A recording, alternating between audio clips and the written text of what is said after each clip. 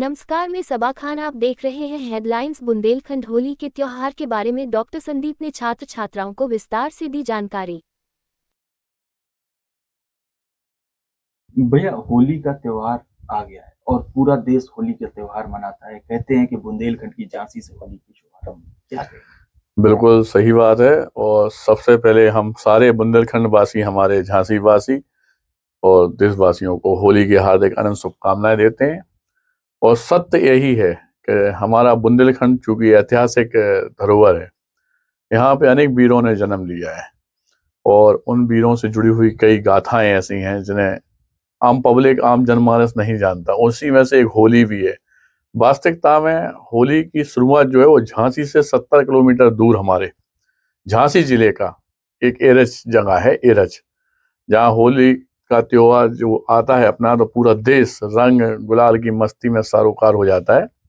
लेकिन पूरे बुंदेलखंड और देश के बहुत ही कम लोग जानते हैं पूरी दुनिया को रंगीन करने वाला यह पर्व की शुरुआत झांसी से हुई, झांसी जिले से हुई।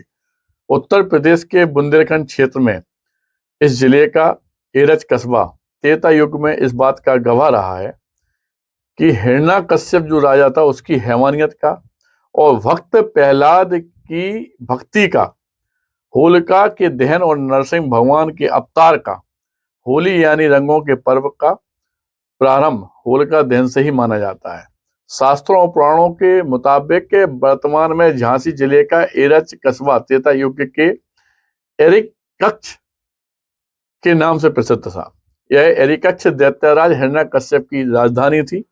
हिरण्यकश्यप को यह वरदान प्राप्त था उसे, उस समय चूंकि वरदान बहुत मिलते थे भगवान से, जो इतिहास है कि उसे यह वरदान प्राप्त था कि ना वो दिन में मरेगा ना रात में, ना इंसान से मरेगा ना जानवर से। इसी वरदान को प्राप्त करने वाले, खुद को अमर समझने वाला वो हिरण्यकश्यप इतना निरंकुश हो गया कि जनता ताई तराई माम पे आ गई। लेकिन इस राक्षस राज के घर जन्म हुआ भक्त प्रहलाद का। क्या मानते हैं, तो एरच प्रहलाद की नगरी? बिल्कुल सही कह रहे हैं। भक्त प्रहलाद की जो भगवत भक्ति से परेशान हिरण्यकश्यप ने उसे मरवाने के कई प्रयास भी किए, जिससे हमारे प्रहलाद जी थे वो बचे। आखिरकार हिरण्यकश्यप ने प्रहलाद को ढकोली पर्वत से नीचे फेंकवा दिया। ढकोली पर्वत और जिस स्थान पर प्रहलाद जी गिरे, आज भी वो स्थान मौजूद है, उनके पैरों के निशान वहां पे मौजूद हैं। आखिरकार हिरण्यकश्यप की बहन होलिका ने प्रहलाद को मारने की ठानी।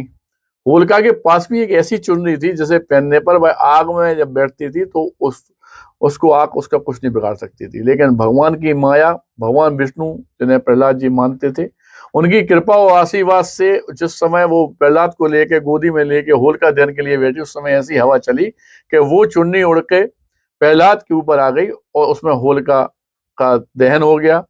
और सबसे बड़ी बात तो ये है कि जब होलिका जल गई, आज भी पुरातत्व विभाग ने जब वहां पे खुदाई की तो होलिका की गोदी में बैठे प्रहलाद की जो मूर्ति मिली है वहां पे, वो इस बात का प्रमाण है। वहां पे जो उस समय के अवशेष मिल रहे हैं वो इस बात का प्रमाण है कि वास्तविकता में यहाँ पे ऐसा सब कुछ घटित हुआ। और भगवान विष्णु ने नरसिंह के अवतार लिया और गोधूली बेला में अपने नाखून से मंदिर की दहलीज पर हिरण्यकश्यप का जो वध किया। और हिरण्यकश्यप के वध के बाद एरिकक्ष की जनता ने एक दूसरे को खुशी में जो गुलाल डालना शुरू किया, यहीं से होली की शुरुआत हुई। इस बात से चूंकि पूरा देश नहीं जानता है, लेकिन हमारी जो झांसी, हमारा जो बुंदेलखंड है, ये वास्तविकता में ऐतिहासिक धरोहरों से भरा पड़ा है। जो वीर लोग पैदा हुए और इसकी मिट्टी में इतनी ताकत है कि इस मिट्टी की सुगंध में हर वीर ने जन्म लिया। इसकी कई ऐतिहासिक कथाएं, जिनमें से ये होली का जो अपन लोग मनाते हैं, इसका भी प्रोग्राम जो हम लोग करते हैं, इसे मनाते हैं, ये भी हमारी झांसी की है। इस बात को बहुत कम लोग जानते हैं और सभी लोगों को दोबारा अग्रिम हम हार्दिक शुभकामनाएं देते हैं। धन्यवाद।